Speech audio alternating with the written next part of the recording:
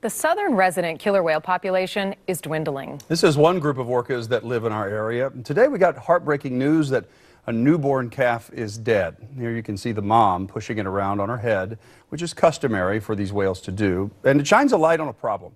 A vast majority of orca pregnancies are failing with no healthy calves in 3 years.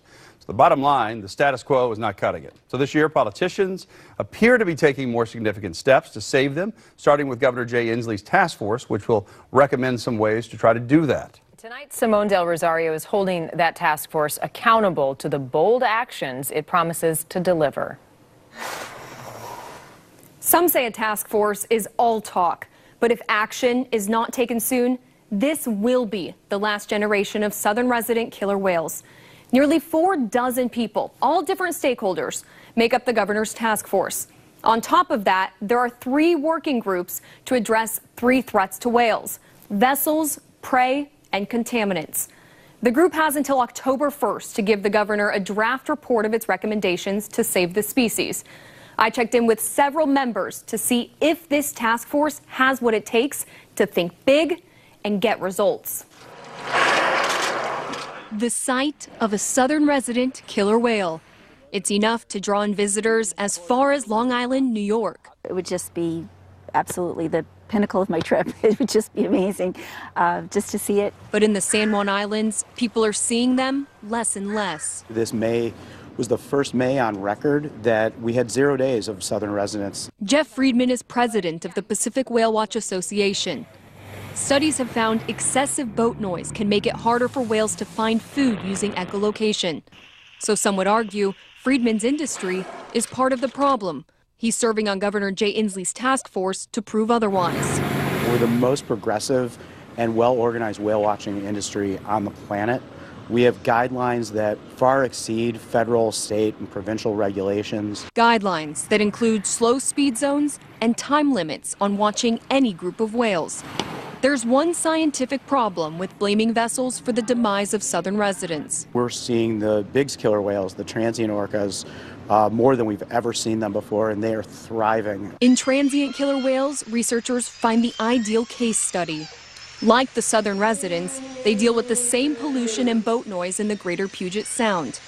But for them, right now it's a non-issue, because unlike southern residents, they feed on seals and sea lions, and there's plenty. For southern residents, their food source is scarce. Chinook salmon is endangered, just like them. So he's very robust, big bones, big teeth. Ken Balcom is a lead researcher on orcas, and this is the skull of a transient killer whale. It's displayed at his outreach center in Friday Harbor. Balcom says this whale is built to eat other mammals, but southern residents can't make the switch. If they bit a seal, they break their jaw. And they probably wouldn't have enough tooth structure there to hang on to them. For him, the focus for saving southern residents is simple. We got to deal with the Chinook issue. There's no question about it. But there are plenty of questions on how to do it. In the short term, there's actions we can take like adjusting hatchery production. But over the long term, we know we're going to need habitat restoration. Lynn Berry works for NOAA, a federal voice on the governor's task force. She says Inslee is looking for them to make bold moves. It's going to be challenging, and some of those actions are going to be less popular with some stakeholder groups. Actions like breaching dams in the Snake River. According to Bonneville Power Administration, the Columbia River Basin produces more hydropower than any other river system in North America.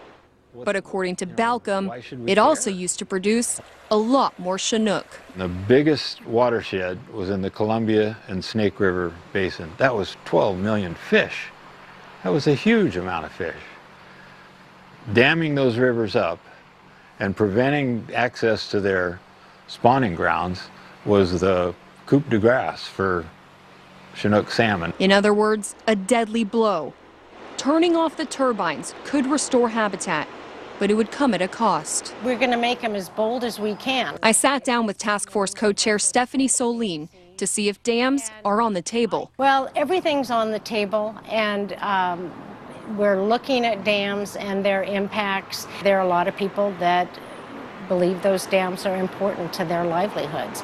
You have other people who feel that If those dams would come down, it would do a great deal to restore habitat for salmon. And so, Where do you stand? I am not taking a position right now. I'm waiting to see where the task force is going to go. If the science says this will help restore habitat, save the Chinook and save the orcas, does the task force have the will to go up against tough bodies like Bonneville Power to make that happen?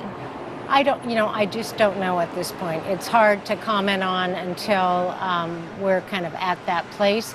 But really what we're looking at right now is the larger Salish Sea. There are lots of things we can do here that are challenging, but not quite the heavy lift politically. I'm hearing two different things. I'm hearing we want to take really bold actions, and then I'm hearing, well, maybe that's too heavy of a lift. Well, in the short term, we've got to be looking at what is going to have the quickest impact in the next 2 years. The whole debate around dams is something that is longer term. It's not an easy fix. You've got complicated politics, and that's not going to save the orca in the next 2 years. Not in the next 2 years, but you said the task force would go there. I said that everything's on the table. The task force is required to recommend long-term solutions. But one thing is true. The southern residents don't have much time for results.